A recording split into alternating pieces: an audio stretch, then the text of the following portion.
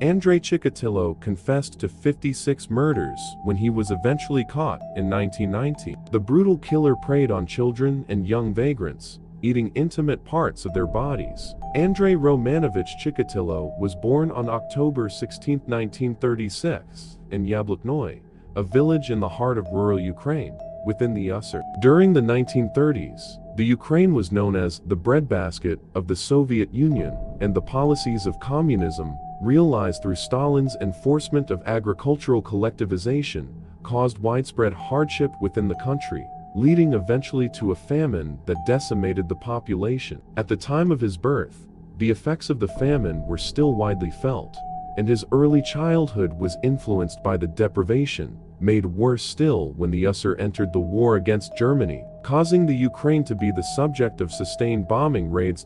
In addition to the external hardships, Chikatilo is believed to have suffered from hydrocephalus or water on the brain at birth, which caused him genital urinary tract problems later in life, including bedwetting into his late adolescence, and later, the inability to sustain an erection. Although he was able to ejaculate, his home life was disrupted by his father's conscription into the war against Germany, where he was captured, held prisoner, and then vilified by his countrymen for allowing himself to be captured. When he finally returned home, such was the political control exercised in the Soviet Union at that time that the young Chikatilo suffered the consequences of his father's cowardice, making him the focus of school bullying. Painfully shy as a result of this, his only sexual experience during adolescence occurred, aged 15, when he is reported to have overpowered a young girl, ejaculating immediately during the brief struggle, for which he received even more ridicule. This humiliation colored all future sexual experiences, and cemented his association of sex with violence. He failed his entrance exam to Moscow State University, and a spell of national service was followed by a move to Rodionovo-Nesvitaevsky, a town near Rostov, in 1960, where he became a telephone engineer. His younger sister moved in with him, and, concerned by his lack of success with the opposite sex, she engineered a meeting with a local girl, Fania, whom he went on to marry in 1963. Despite his sexual problems, and lack of interest in conventional sex, they produced 2 children, and lived an outwardly normal family life. In 1971, a career change to schoolteacher was short-lived, when a string of complaints about indecent assaults on young children forced him to move from school to school, before he finally settled at a mining school in Shakhty, near Rostov. On December 22, 1978, Chikatilo killed his first documented victim. 9-year-old Lena Zakatnova was lured into an abandoned shed, where Chikatilo tried to rape her. Trying to control the struggling child, Chikatilo slashed her with a knife, ejaculating whilst doing so, confirming his psychological connection between violent death and sexual gratification that went on to typify all future attacks. An eyewitness had seen Chikatilo with the victim shortly before her disappearance, but his wife provided him with a cast-iron alibi that enabled him to evade any further police attention. A 25-year-old, Alexander Kravchenko, with a previous rape conviction, was arrested and confessed to the crime under duress, probably as a result of extensive and brutal interrogation. He was tried for the killing of Lena Zakatnova, and executed in 1984. Perhaps as a result of his close brush with the law, there were no more documented victims for the next 3 years. Still dogged by claims of child abuse, Chikatilo found it impossible to find another teaching post, when he was made redundant from his mining school post. In early 1981, he took a job as a clerk for a raw materials factory in Rostov, where the travel involved with the position gave him unlimited access to a wide range of young victims. Over the next 9 years, on September 3, 1981, Larisa Kakaenko, 17, became his next victim, strangled, stabbed and gagged with earth and leaves, to prevent her crying out. The brutal force afforded Chikatilo his sexual release, and he began to develop a pattern of attack that saw him focusing on young runaways of both sexes, whom he befriended at train stations and bus stops, before luring them into nearby forest areas, where he would attack them, attempt rape, and use his knife as a penis substitute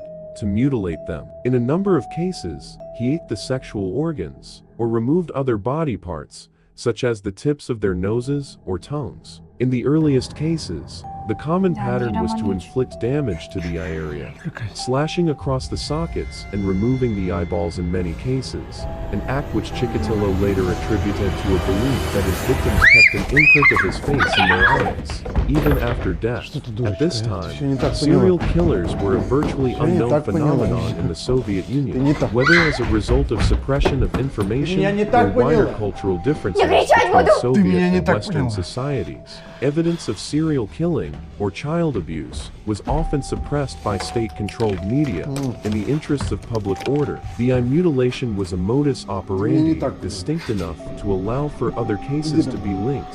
When the Soviet authorities finally admitted that they had a serial killer to contend with. As the body count mounted, rumors of foreign-inspired plots and werewolf attacks became more prevalent, and public fear and interest grew.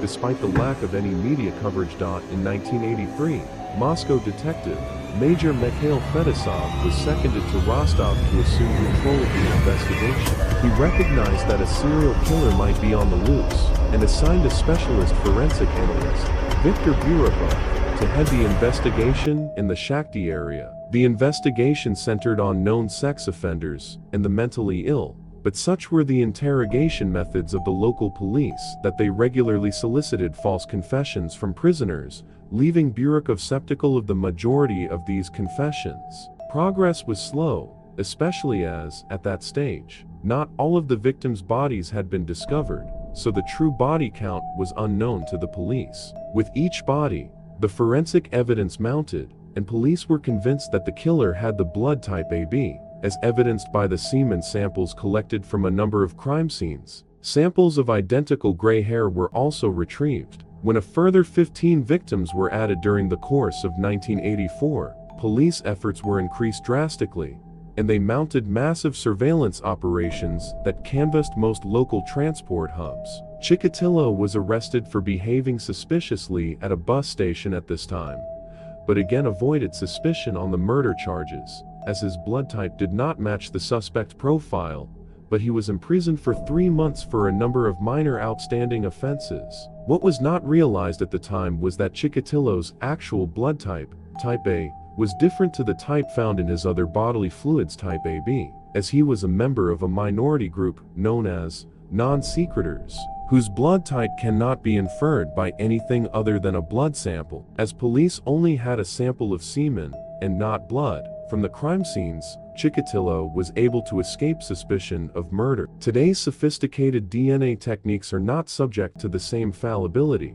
Following his release, Chikatilo found work as a traveling buyer for a train company based in Novocherkassk, and managed to keep a low profile until August 1985, when he murdered 2 women in separate incidents. Around the same time as these murders, Burakov, frustrated at the lack of positive progress, engaged the help of psychiatrist Alexander Bukanovsky, who refined the profile of the killer, describing him as a necro-sadist, or someone who achieves sexual gratification from the suffering and death of others.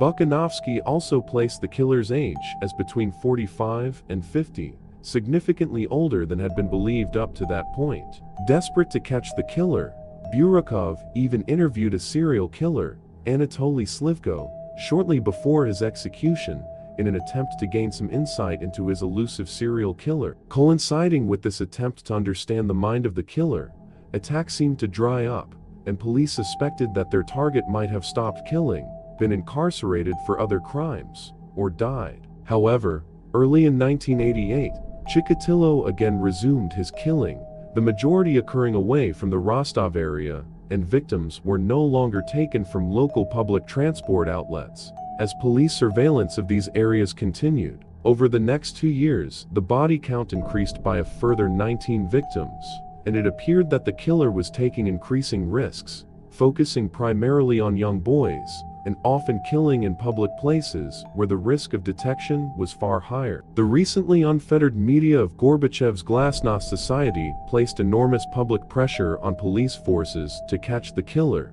and general police patrols were stepped up, with Burakov targeting likely areas with undercover police in an attempt to flush out the killer. Chikatilo evaded capture narrowly, on a couple of occasions, but on November 6, 1990, fresh from killing his final victim, Sveta Korostik, his suspicious behavior was noted by patrolling policemen at the station nearby, and his details were taken. His name was linked to his previous arrest in 1984, and he was placed under surveillance.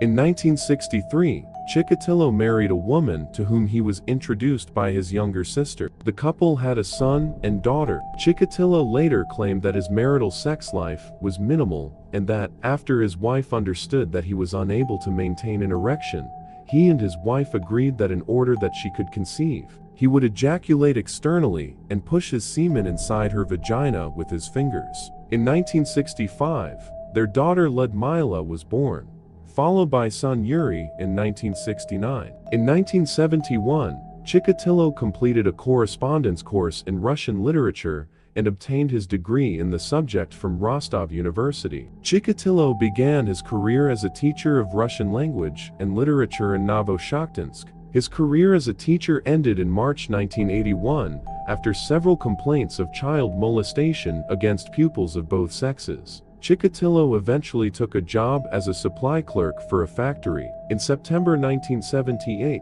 Chikatilo moved to Shakhty, a small coal mining town near Rostov-on-Don, where he committed his first documented murder. On December 22, he lured a 9-year-old girl named Yelena Zakatnova to an old house which he had secretly purchased. He attempted to rape her, but failed to achieve an erection. When the girl struggled, he choked her to death and stabbed her body, ejaculating in the process of knifing the child. Chikatilo then dumped Zakatnova's body in a nearby river. Despite evidence linking Chikatilo to the girl's death, spots of the girl's blood were found in the snow near Chikatilo's house, and a witness had given police a detailed description of a man closely resembling Chikatilo, who she had seen talking with Zakatnova at the bus stop where the girl was last seen alive. A 25-year-old named Alexander Kravchenko, who, as a teenager, had served a jail sentence for the rape and murder of a teenage girl, was arrested for the crime and subsequently confessed to the killing. He was tried for the murder in 1979. At his trial, Kravchenko retracted his confession and maintained his innocence, stating his confession had been obtained under extreme duress. Despite his retraction, he was convicted of the murder and sentenced to 15 years imprisonment, the maximum possible length of imprisonment at that time. Under pressure from the victim's relatives, Kravchenko was retried and eventually executed for the murder of Lena Zakatnova in July 1983. Following Zakatnova's murder, Chikatilo was only able to achieve sexual arousal and orgasm through stabbing and slashing women and children to death, and he later stated the urge to relive the experience overwhelmed him. Chikatilo committed his next murder in September 1981, when he tried to have sex with a 17-year-old boarding school student named Larisa Kakaenko in a forest near the Don River. When Chikatilo failed to achieve an erection, he became furious and battered and strangled her to death. As he had no knife, he mutilated her body with his teeth and a stick. Following Biryuk's murder, Chikatilo no longer attempted to resist his homicidal urges. Between July and December 1982, he killed a further 6 victims between the ages of 9 and 19. He established a pattern of approaching children, runaways and young vagrants at bus or railway stations, enticing them to a nearby forest or other secluded area and killing them, usually by stabbing, slashing, and eviscerating the victim with a knife. Although some victims, in addition to receiving a multitude of knife wounds, were also strangled or battered to death. Many of the bodies bore striations of the eye sockets. Pathologists concluded the injuries were caused by a knife, leading investigators to the conclusion the killer had gouged out the eyes of his victims. Chikatilo's adult female victims were often prostitutes or homeless women who could be lured to secluded areas with promises of alcohol or money. Chikatilo would typically attempt intercourse with these victims, but he would usually be unable to get an erection, which would send him into a murderous fury, particularly if the woman mocked his impotence. He would achieve orgasm only when he stabbed the victim to death. His child victims were of both sexes. Chikatilo would lure these victims to secluded areas using a variety of ruses, usually formed in the initial conversation with the victim. such as promising them assistance or company, with the offer to show the victim a shortcut,